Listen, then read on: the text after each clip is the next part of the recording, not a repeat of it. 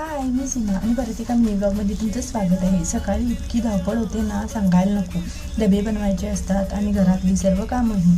नेहमीप्रमाणे लवकर उठले, फ्रेश वगैरे झाले आणि आले किचनमध्ये. भाकरीसाठी पीठ चाळून घेतलं आणि गरम पाणी घालून छान असं मळून घेतलं आणि लागले भाकरी करायला. मी रात्रीच भाजीची तयारी करून ठेवते, म्हणजे काय करायचं हे भाजीसाठी हे ठरवते. मग सकाळी लवकर लवकर करायलाही बरं होते. नंतर अर्धा टाईम विचार करण्यातच जातो. वांगी आणि बटाट्याची भाजी बनवली, भाकरीही झाल्या आणि आरवचा स्कूलचा लास्ट डे होता. त्याला कलर ड्रेस होता. मग तो बाय म्हणा लागला. मी त्याला बाय केले, सोडले आणि आले मी पुढच्या कामांसाठी. पूर्ण गॅलरी पाणी ओतून क्लीन करून घेतली. कितीही स्वच्छ करा, कुठून धूळ येते काय माहीत. सगळी कामं आवरली. मग मी लागले दुपारच्या जेवणाच्या तयारीला. मी बनवला होता चिकन आणि भात.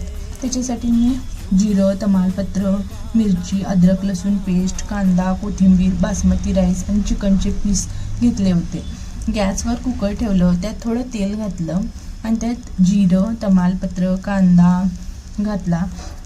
कांदा आणि मिरची घातली आणि चवीनुसार मीठ, हळद टाकली. नंतर ते छान असं परतवून घेतलं आणि अद्रक लसूण पेस्टही घातली. त्यात चिकनचे पीसही घातले आणि तेही परतून घेतले. 10 मिनटं आधी मी तांदूळही भिजत ठेवले होते, तेही ॲड केले आणि छान असं परतून घेतले.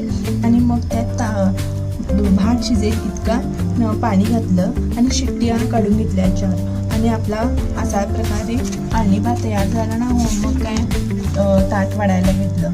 भात आणि चिकन ग्रेव्ही, लिंबू आणि सकाळच्या भाकरी होत्या त्या आणि छान असं जेवणही करून घेतलं. चला मग भेटूया उद्याच्या ब्लॉगमध्ये. बाय.